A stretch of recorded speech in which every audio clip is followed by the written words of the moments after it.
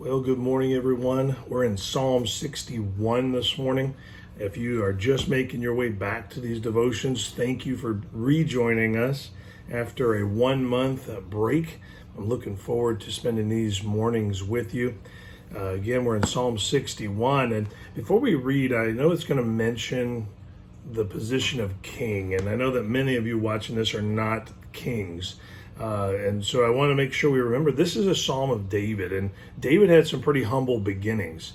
And so I want us to remember that David has had his running for his life. He's had his difficult times.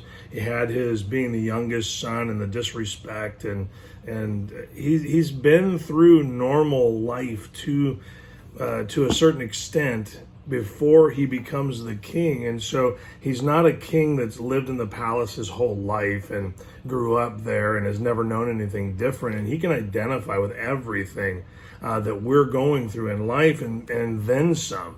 And so I want us to hear this from a very humble king who knows exactly where to turn when he is in need. And so obviously, as this one opens up, you'll see that it's a moment of need for him. Not need as in first world problems, but David was dealing with some very real issues in life. And so listen to what he says here. He says, "Hear my cry, O God, attend unto my prayer. From the end of the earth I will cry unto thee. When my heart is overwhelmed, lead me to the rock that is higher than I." Let's just stop right there. That is a very humble statement. Lord, when my heart is overwhelmed, when your heart is overwhelmed, David tells us the very best place to look is to the rock. He says, God, lead me to that place where I can connect with you and I can be with you. It's like swimming to the shore and grabbing a hold of that rock that's sticking out of the water so that you're not being carried downstream. And that rock is the Lord. And so verse number 3 goes on and says, "For thou hast been a shelter for me and a strong tower from the enemy. I will abide in thy tabernacle forever. I will trust in the covert of thy wings." Selah. Remember I told you that word, that's like a musical interlude in a song that's being sung for you to ponder what's being said. Well, as this is being read, he's saying, let's put some music right there because I want everybody to stop and think about what I've just said.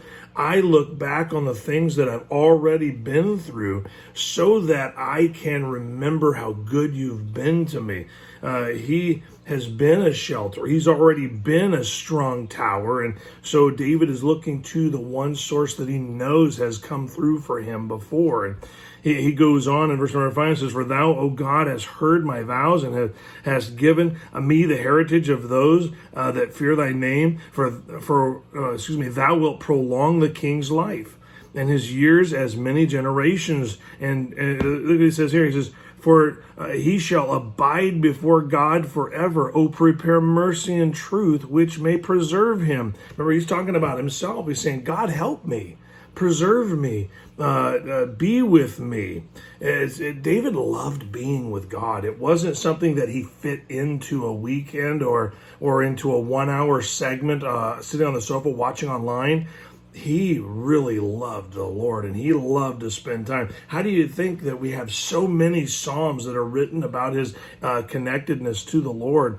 Listen to what he says in verse number 8, and this kind of brings it all back together. It says, "So will I sing praise unto thy name forever, that I may daily perform my vows." I'm coming before you every day so that that day has potential to be a day where I walk with you.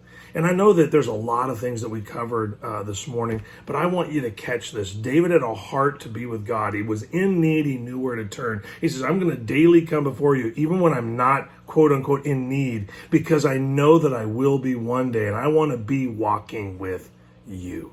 And so let that be your guide today. Turn to the Lord, call out to him, remember what he's done, daily follow him. Love him. Be in close connection to him. Don't make him a Sunday morning at 10:15 only kind of relationship. Love to be and to talk with the Lord. And I know that when we get to that place, it'll make each day the very best they can be. Have a great day.